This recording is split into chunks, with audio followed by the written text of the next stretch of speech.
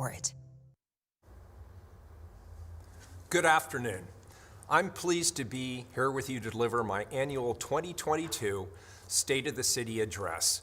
I want to start by wishing my good friend Rukiah Adams a speedy recovery, and I look forward to doing an event with her at a later time. I want to thank the City Club for hosting me this year, and I want to thank all of you who are tuning in to hear my vision for the future of Portland. Up front, I want to thank the city's great staff, and I also want to thank my wonderful City Council colleagues, Commissioner Joanne Hardesty, Commissioner Mingus Mapps, Commissioner Carmen Rubio, and Commissioner Dan Ryan for your team efforts, your time, and your talent in service to this great city. A story published by The Atlantic magazine asks, "Our city's dead?" Around this time last year, our local television news team KOIN asked a similar question: is Portland over? I understand why these questions are being asked of cities all across the nation, as well as right here at home. The pandemic exacerbated vulnerabilities that were already present in our community: gun violence, homelessness, wealth disparity, racial inequity, and many other issues.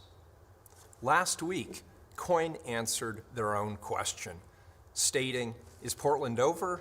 No. Signs of hope exist, but there's a lot of work to do." I wholeheartedly agree. The state of our city does show signs of hope, but we do have a lot of hard work ahead. Part of that hard work will come later this year, when Portlanders will have an opportunity to vote at the ballot box to do away with our current systematically bigoted, red tape-ridden, antiquated form of city government. I hope Portlanders will vote yes this November to change it. However, I'm not going to wait a year longer for a more functional form of city government to be put in place. The lives and livelihoods of Portlanders are at risk right now, and I can't wait to act. Where and when I legally can, I'm taking action to change and improve our city right now. Today, in these urgent times, I'll describe how my proposed fiscal year budget, along with my emergency declarations and other city program improvements, get off the horse and buggy, inherently ineffective form of city government, cut red tape, and break down silos to better achieve real, tangible outcomes on community safety, homelessness, cleaning our city up, creating jobs that come from successful local businesses. Earlier this week, I released my proposed 2022-23 fiscal year budget. You can log on to www.portlandoregon.gov/Wheeler to see all the details. In a snapshot, it invests over $85 million, a record amount, into homelessness services to get as many people off the streets as quickly and humanely as possible. And it includes strategies to preserve and grow our affordable housing stock all across the city. And in a minute, I'm going to propose a much-needed new push to fight gentrification and displacement. It continues our efforts to refocus, reform, and restaff our community safety response by strengthening our diverse network of crisis prevention and intervention tools. Also, a little later, I'll discuss how mental illness and drug addiction is costing too many Portlanders their lives and prolonging homelessness and fueling crime in our community. It improves livability by building connections between city bureaus and community groups to provide coordinated trash cleanup and graffiti abatement in neighborhoods and business districts all across the city of Portland.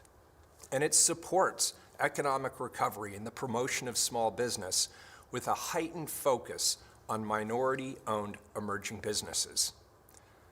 I've called my budget a budget with ears.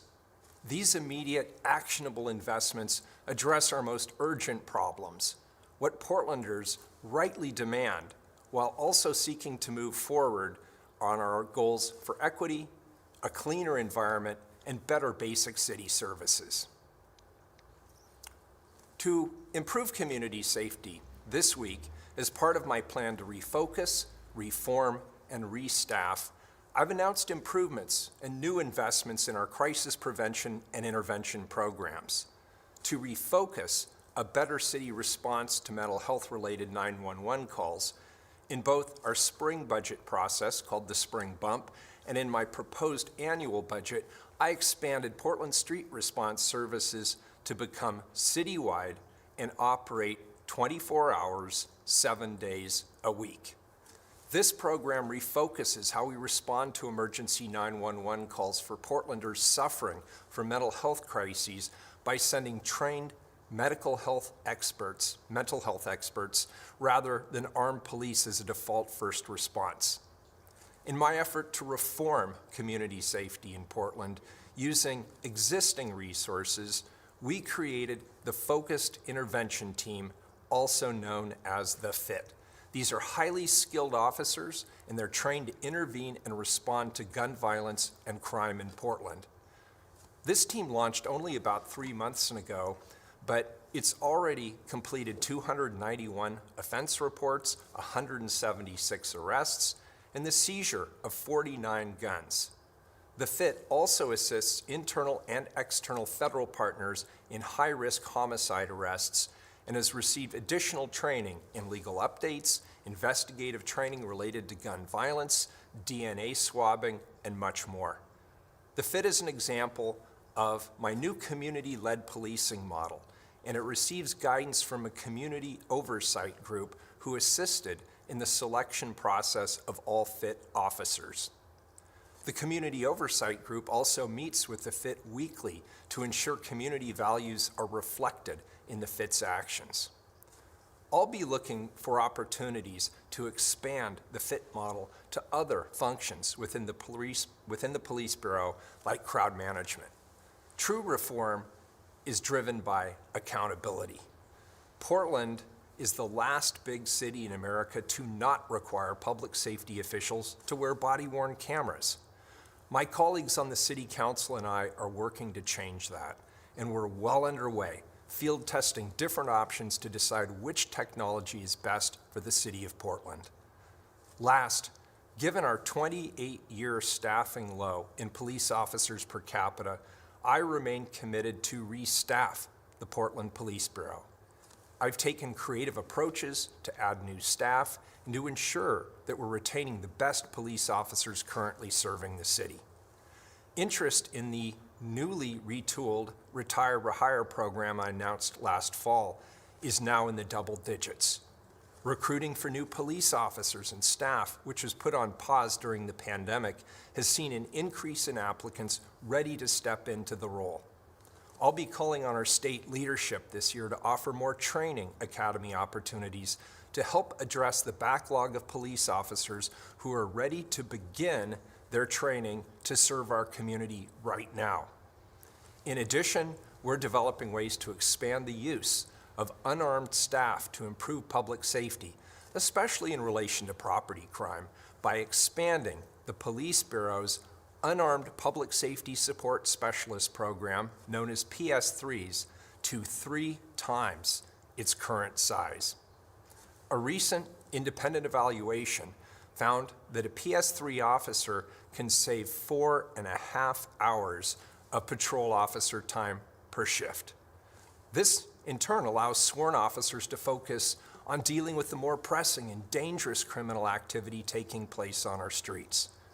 I want to thank my colleagues on the City Council for supporting the expansion of the PS3 Police Bureau program.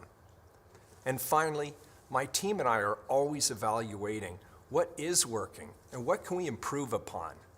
That's why today, right now, I'm proposing to my colleagues on the Portland City Council to move the city's crime prevention program, which is currently in the Office of Community and Civic Life, as well as the Office of Violence Prevention, which is currently within my own office, to the new Community Safety Division. The potential combinations and synergies between a co-located crime prevention and gun violence prevention program is obvious. Through refocusing, reforming, and restaffing community safety in Portland, we're making great strides towards making our city safer, more transparent, accountable, and ready to take on the severity of today's problems. Next, I'd like to discuss the issue that consistently ranks as the highest priority from our community members. Portlanders reach out to my office every single day to express their concern and frustration around homelessness and how the city manages this challenge. The recent point-in-time count for Multnomah County found that the number of outside homeless have risen 50% since the last count in 2019 to over 3,000 unsheltered homeless individuals in the Portland area. This increased number paints a stark picture of the reality that we're facing.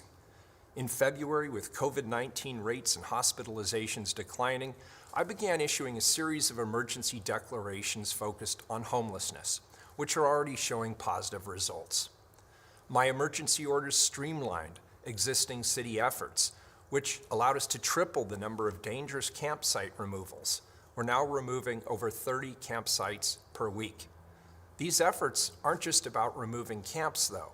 A recent study from the Oregonian found that 93% of Portlanders experiencing homelessness had never even been offered social services.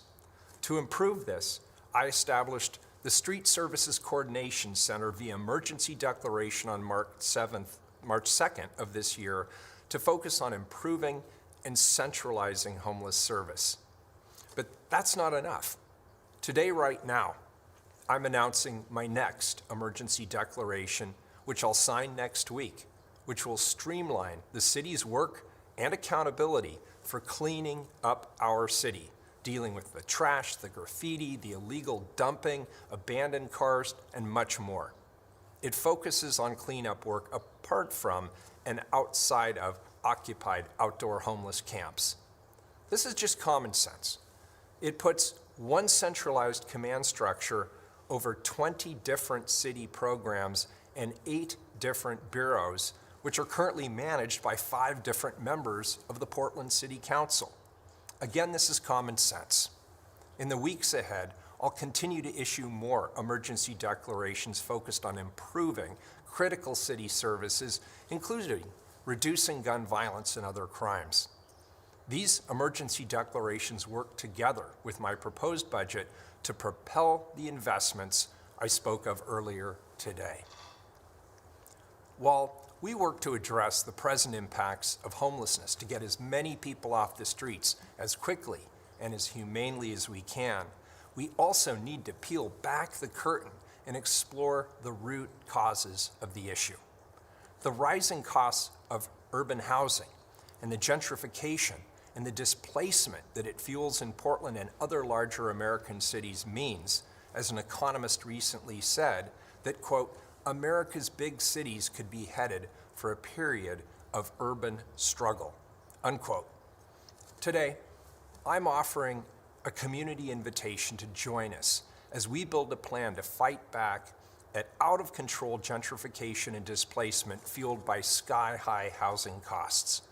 Like many American cities, especially those on the West Coast, the housing inequities and the gentrification we see today are byproducts of decades of disinvestment and disenfranchisement. Portland's rapidly increasing housing costs are fueling that gentrification and resulting displacement, impacting Portlanders of all income levels, but hitting Portland's Black, Indigenous, and residents of color the hardest. Real progress to create and preserve affordable housing requires us to think innovatively and develop an affordable housing plan at scale. Maybe it's the wonk in me, but I want to give you some numbers to illustrate what I mean by fighting housing gentrification and displacement at scale. These are rough internal estimates of the problem. I want you to remember the following number: 20,487. 20,487 is Portland's current estimated affordable housing gap. Despite our historic level of investments over the last few years to build more affordable housing, there's still a gap of 20,487 487 households who are at risk of not being able to afford to live or stay here. Amongst Portland's neighborhoods, East Portland alone needs an estimated 8,000 additional affordable housing units, representing over 1/3 of the total need in Portland. I want you to remember another number, $6.5 billion. Again, $6.5 billion. That's the estimated amount of funds that we need to raise from public, nonprofit, and private funders to close Portland's affordable housing unit gap. Most of it will obviously need to come from the private sector as match with government and nonprofit funds. One of the most important but overlooked investments in my proposed budget seeks to begin the work to prepare a multi-agency, public, nonprofit, and privately funded action plan at scale for Portland to start to address this massive gap. This affordable housing push must go hand in hand with efforts to help grow the number of locally owned small businesses, to create more jobs that pay a living wage, and to expand access to skills training and career pathways for all Portlanders, particularly those who've been historically left behind by our economy. This is a very tough issue. It's obviously influenced by global, national, regional, and statewide factors, many of which are out of the city's direct control. However, Portland has taken on and succeeded at many other nearly impossible issues. Affordability must be Portland's next moonshot. Speaking of out-of-control issues that are a punch in the face to our city government and which can ruin lives, mental illness and substance abuse disorder or drug addiction. The final issue I'll bring forth today is a humble but frankly desperate plea to our state government health authority. Make mental health program reform a top priority in next year's state legislative session, a top priority. Fentanyl-related deaths alone are up 108% in the last 3 years, and frankly, they're still rising out of control.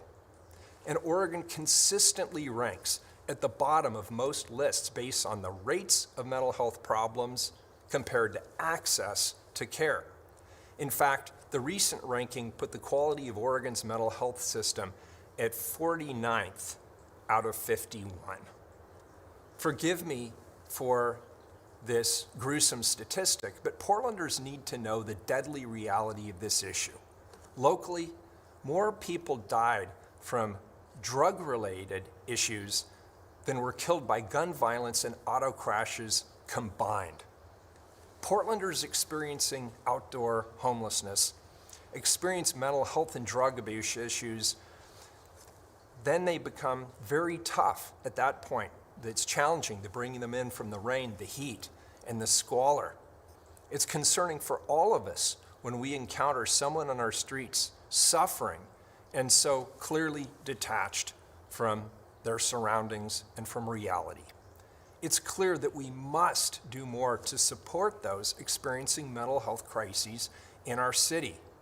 Within the coming weeks, I will be co-convening a series of public dialogues with Multnomah County Chair Deborah Kafori and state legislators who are already working on these important issues to focus support on needed mental health and substance abuse reforms during the 2023 state legislative session.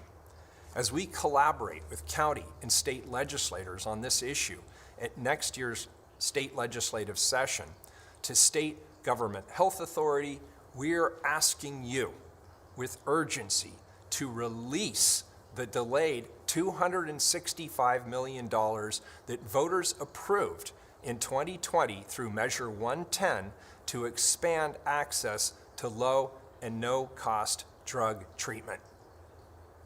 In closing, I want to express my deep gratitude to city staff and to my city council colleagues. I also want to thank the many volunteers, businesses, government employees, and our amazing local nonprofits.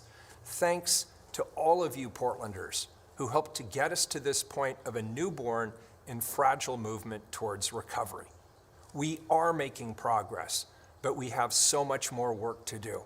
And we're making the investments, combined with common sense leadership actions, to do it. Together, we're beginning to bring back the parts of Portland that we love so much. And together, we will change the things that need to be changed.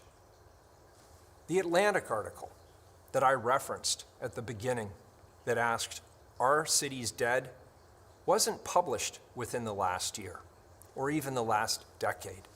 It was published in January of 1962. It serves as a reminder of two important urban lessons. One, to accept that the only city constant is change, and that a city must be clear-eyed about where its trends are headed and fight back at scale when needed. Two, the "Are Cities Dead" article was written by the very misguided, pave it over with a freeway New York City planner Robert Moses. And that should remind us that as we act, we must openly look at all options and question all so-called truths in order to take the correct actions. I will end with a reminder of why Portland is worth fighting for. While Portland the place is worth fighting for, what is most important is to remember is that it can only happen if Portland's people are taken care of. And no matter what station in life, that we offer an equal opportunity for each Portlander to rise. This is what I mean.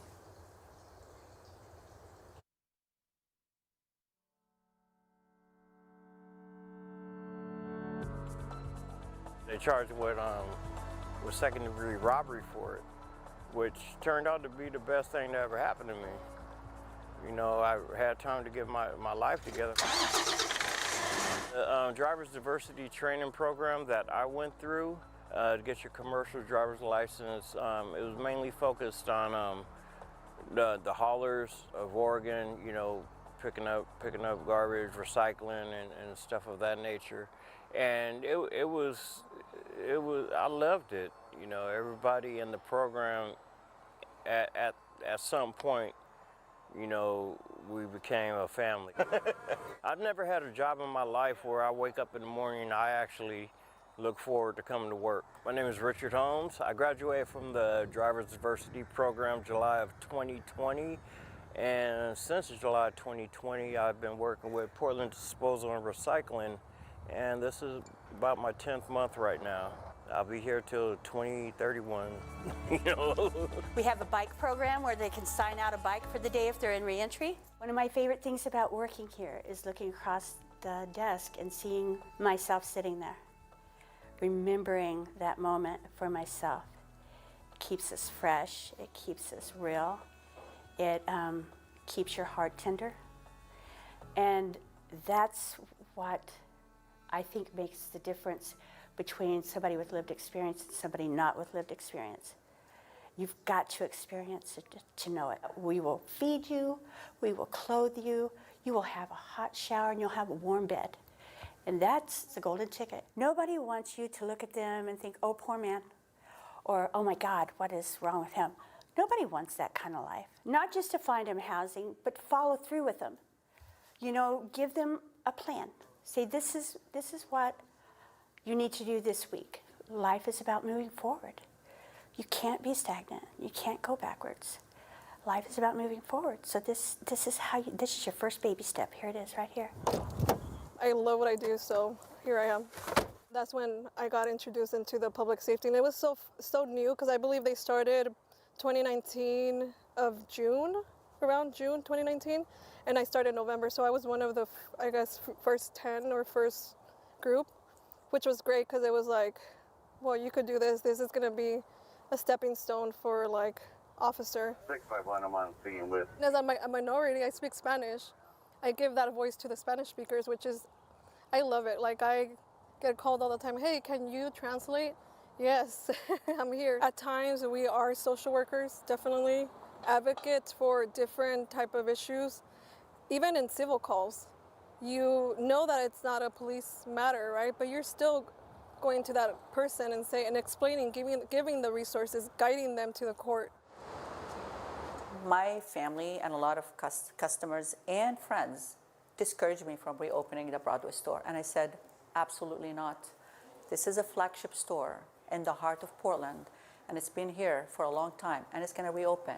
And it's going to be a process, and I know I'm going to get the city's support, and I am. In May of 2020, during the riots, we got broken into, and every single showcase in the store was broken and damaged. I love Portland. I know Portland is going to come back better than before. I want Portland to be where it was, if not better, and I know for a fact, Portlanders love Portland, they're going to make it happen. And I think Portland is now starting to reemerge. There's more people coming into the downtown area. People are coming back to work. So that's really encouraging. And we want to make sure as a police bureau, we're doing everything we can to keep this area and other areas of the city safe so people can traverse the city safely and come enjoy themselves in Portland. During the pandemic in particular, trash really started to pick up, pile up places. And we were looking for ways to really re-energize the environment and clean things up and be proactive and not just complain about the situation. I help lead cleanups on 82nd Avenue. I also work with the Montevilla neighborhood and do cleanups with the business association, churches, anyone who really wants to get involved in the community and make a difference. We're on the verge of moving from a medium-sized community to a big city. And with that comes huge opportunities, but with that also comes big city problems. And we're facing a set of challenges that big cities faced decades ago, and some are still challenged with those problems. I don't think there's any question that we can do better, and I think the mayor has a vision for how we can jumpstart that process and be able to deliver better for Portlanders. Place that is, you know, do things, get involved with things in the community, you know, get involved with different programs, you know, that are positive. Everybody can spare a little kindness. I think everybody deserves that. I am so optimistic. First of all, you have to be in this business. But again, back, the place, the people, the passion that people bring to this place, we're so connected to it that I don't think there's a problem we can't solve. Portland is a great city. It's our city. It's a city we live and work in and recreate. We want people to be able to come here, raise their families, enjoy themselves. I meet tons of people who are new to town, and they come to Solve Cleanup specifically to meet new people, do something for this community that they're joining, and really get their hands inside of what makes Portland, Portland. Portlanders are resilient. We are resilient, we love this city, and we all want to see it flourish again. And it's happening, I see it. I'm very optimistic.